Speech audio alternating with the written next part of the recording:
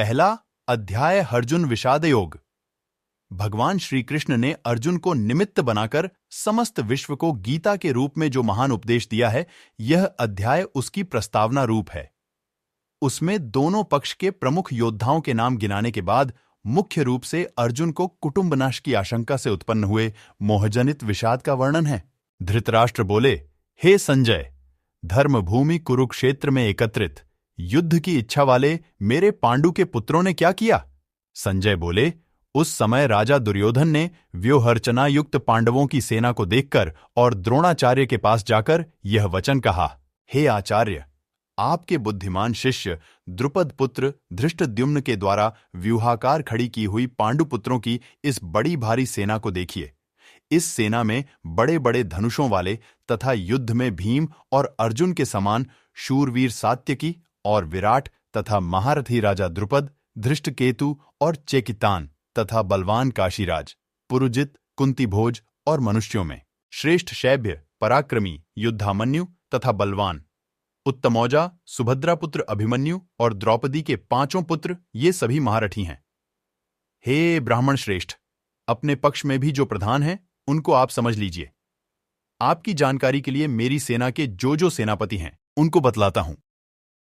आप द्रोणाचार्य और पितामह, भीष्म तथा कर्ण और संग्राम विजयी कृपाचार्य तथा वैसे ही अश्वत्थामा, विकर्ण और सोमदत्त का पुत्र भूरिश्रवा, और भी मेरे लिए जीवन की आशा त्याग देने वाले बहुत से शूरवीर, अनेक प्रकार के अस्त्रों शस्त्रों से सुसज्जित और सब के सब युद्ध में चतुर हैं। भीष्म पितामह द्वारा रक्षित हमारी वह सेना सब प्रकार से अजेय है और भीम द्वारा रक्षित इन लोगों की यह सेना जीतने में सुगम है। इसलिए सब मोर्चों पर अपनी अपनी जगह स्थित रहते हुए आप लोग सभी निसंदेह भीष्म पितामह की ही सब ओर से रक्षा करें। कौरवों में वृद्ध बड़े प्रतापी पितामह भीष्म ने उस दुर्योधन के हृदय में हर्ष उत्पन्न करते हुए उच्च स्वर से सिंह की दहाड़ के समान गरज कर शंख बजाया। इसके पश्चात शंख और नगारे तथा ढोल, मृदंग और नरसिंघे आदि बाजे एक साथ ही बज उठे। इसके अनंतर सफेद घोड़ों से युक्त उत्तम रथ में बैठे हुए श्री कृष्ण महाराज और अर्जुन ने भी अलौकिक शंख बजाए। श्री कृष्ण महाराज ने पांचजन्य नामक, अर्जुन ने देवदत्त नामक और भयानक कर्म वाले भीमसेन ने पौंड्र नामक महाशंख बजाया।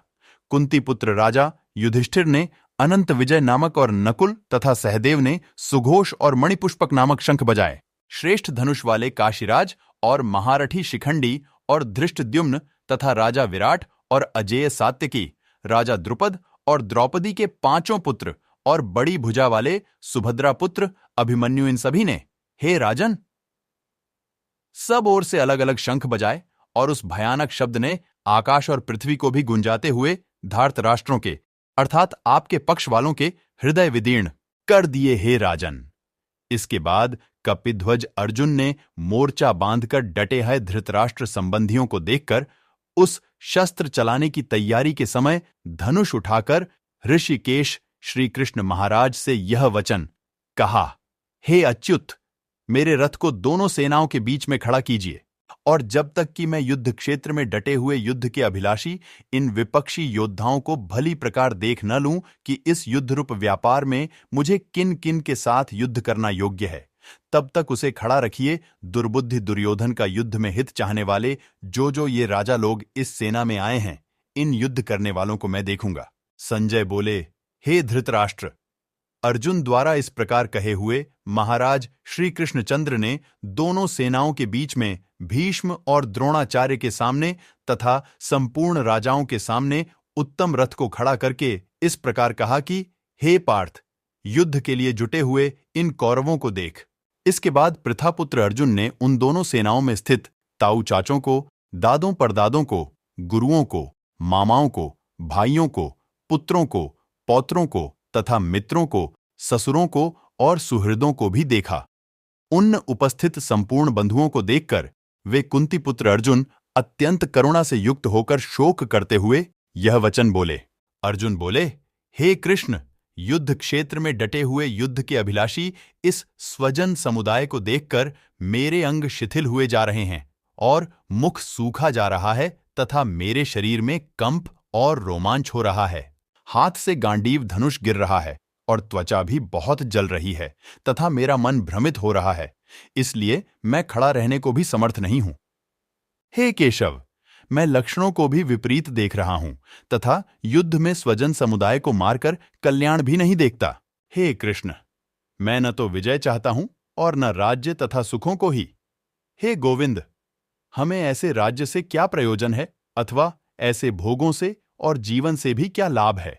हमें जिनके लिए राज्य, भोग और सुखादि अभीष्ट हैं, वे ही ये सब धन और जीवन की आशा को त्याग कर युद्ध में खड़े हैं। गुरुजन, ताऊ चाचे, लड़के और उसी प्रकार दादे, मामे, ससुर, पौत्र, साले तथा और भी संबंधी लोग हैं।